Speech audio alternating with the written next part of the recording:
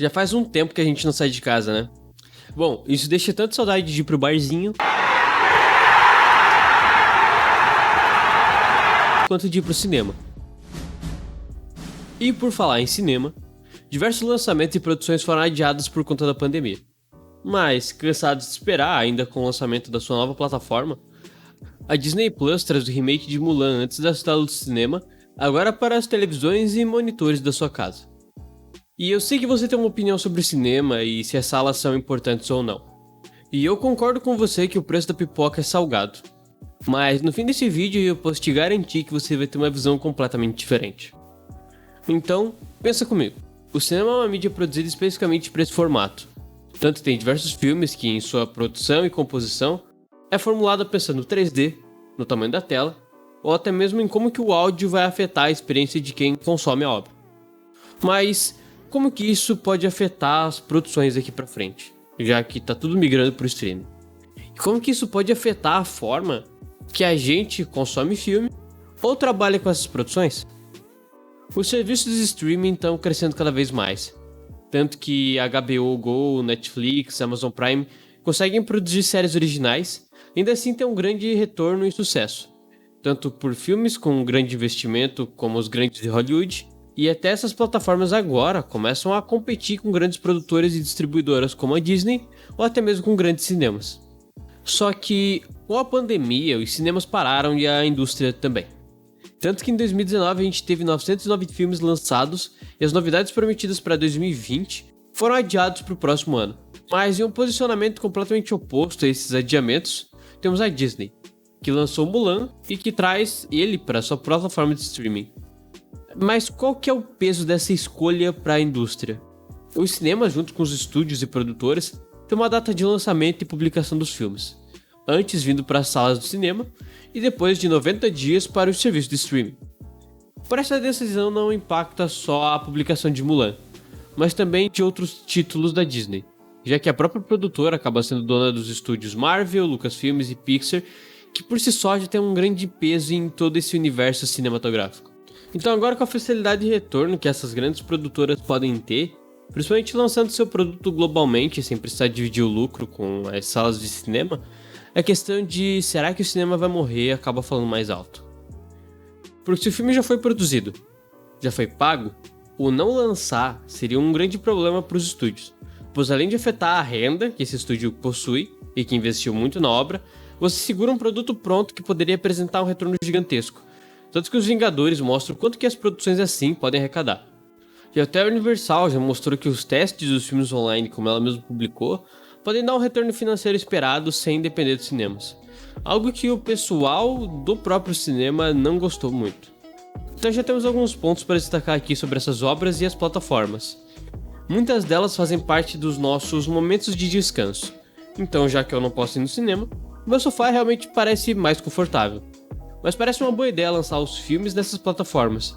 Os estúdios saem ganhando, eu saio ganhando e ninguém se arrisca saindo de casa. Por um lado é muito bom, mas por outro é muito ruim. Pois muitas dessas pessoas que consomem os filmes pelas plataformas online não têm a qualidade tão boa no vídeo ou no som, seja por ver no celular com os fones de ouvido ou nas caixinhas de som do notebook ou até mesmo na televisão da sala. Então um pouco da ambientação do filme se perde. E eu posso te garantir que não vai ser a mesma coisa ver o seu filme favorito em casa do que seria ver ele nas telas de cinema. Mas por que não seria igual? Tem um equipamento muito bom. O problema não é o equipamento, mas sim o formato em que essa mídia é apresentada. Por exemplo, o filme é produzido para o cinema, então ele vai levar em consideração a dimensão da tela, o espaço médio das salas, as ferramentas de som utilizadas no cinema, para justamente deixar toda a experiência imersiva. Já notou quando você está no cinema? Quando pipoca, enquanto o personagem fala, o mundo todo à volta dele tem vida também? É justamente essa vida que não tem tanto destaque no streaming, por exemplo. Porque mandar um arquivo na qualidade original para diversos aparelhos diferentes em diferentes cantos do mundo é muito complicado. Sem contar que custa muito também. E se custa muito, logo o preço da assinatura sobe.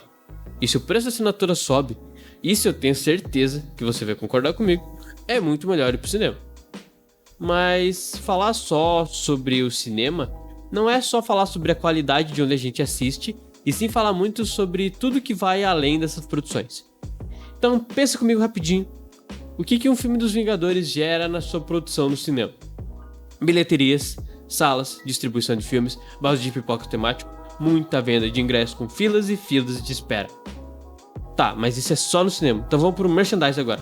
Roupas, livros, action figures, quadrinhos, posters, jogos de game, série animada, placas, luminárias, acessórios de cozinha, caixa de ferramentas. Bom, é um pouquinho de tudo. Mas agora na produção, como é que funciona? Animadores, artistas conceituais, efeitos especiais, iluminação, correção de cor, diretores, roteiristas, iluminadores, maquiadores, figurinistas e assim vai indo. Tá, isso é muita coisa. E é só pra dar uma olhada meio que por cima desse mundo cinematográfico. Pois por mais que a gente tenha todos esses exemplos, o peso financeiro sobretudo ainda é muito grande.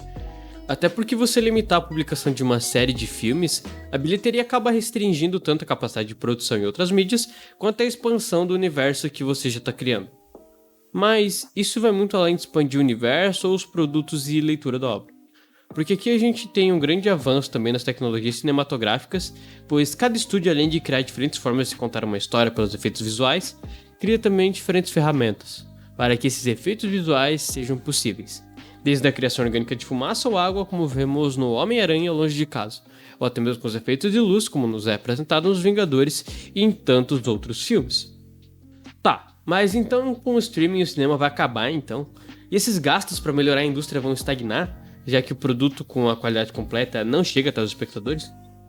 Bom, para poder responder isso um pouquinho melhor e de uma forma mais concreta, eu fui falar com um cara que já atua na área.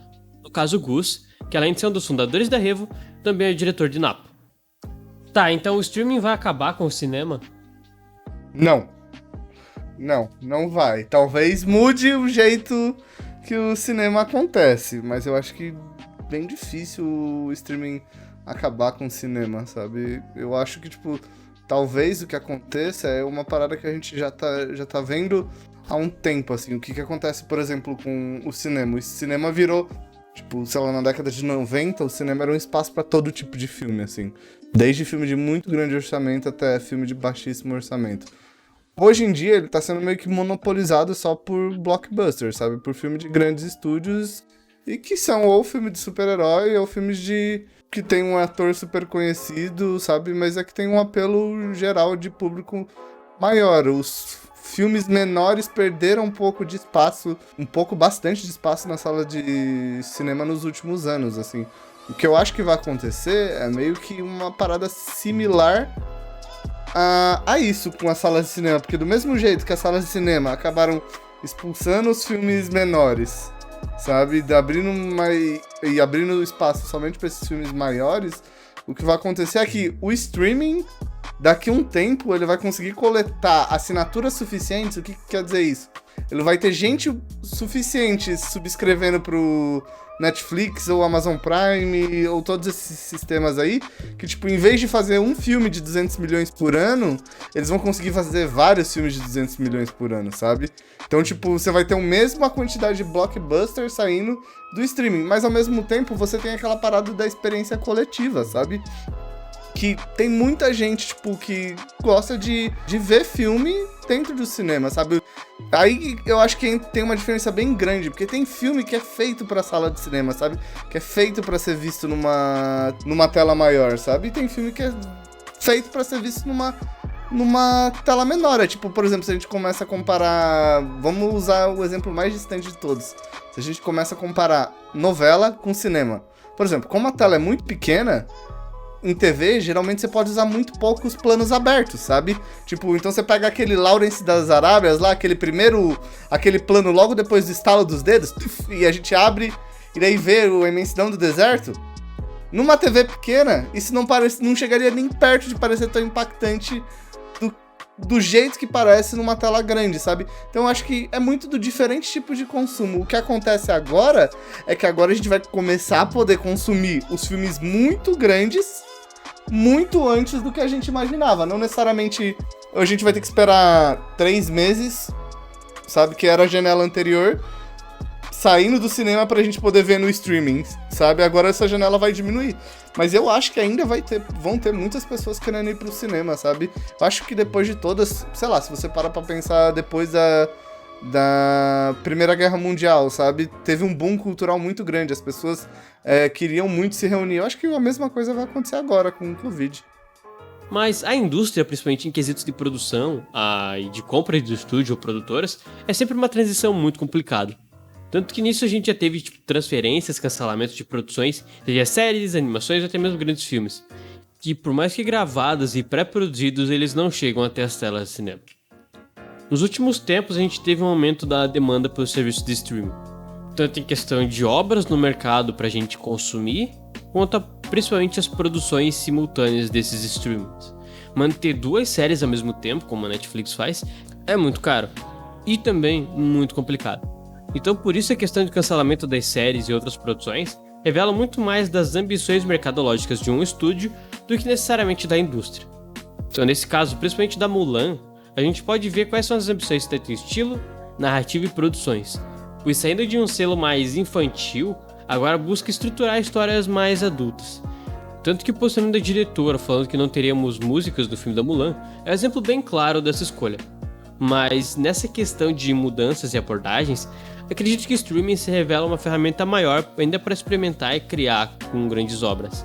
Séries e filmes que, assim como Game of Thrones, vamos ver juntos em todos os lugares do mundo. E um grande exemplo de como a produção pode se manter é a série que sai agora para HBO Go. Lovecraft Country, que justamente para chamar a atenção no lançamento, a produtora liberou o primeiro episódio no YouTube. Então a internet como um todo acaba sendo uma ferramenta muito maior para o contato e acesso dessas grandes produções. Acredito que o cinema não vai morrer, mas talvez outras formas de publicação limitadas como a televisão podem sim deixar de existir, assim como aconteceu às locadoras, pois agora passamos os filmes e séries, até mesmo documentários, permitindo as produções maiores com uma maior qualidade sem a limitação das grandes emissoras. Por isso acredito que o cinema não vai acabar, mas a linguagem de produção e talvez o formato em que sejam produzidas, sim. Obras não tão complexas em quesito estrutural, mas sim em fatores narrativos, pois episódios com hora de duração permitem o desenvolvimento mais complexo da estrutura narrativa, mostrando assim que histórias podem ser muito mais acessíveis pelas telas do streaming do que já foram um dia pelas telas de cinema.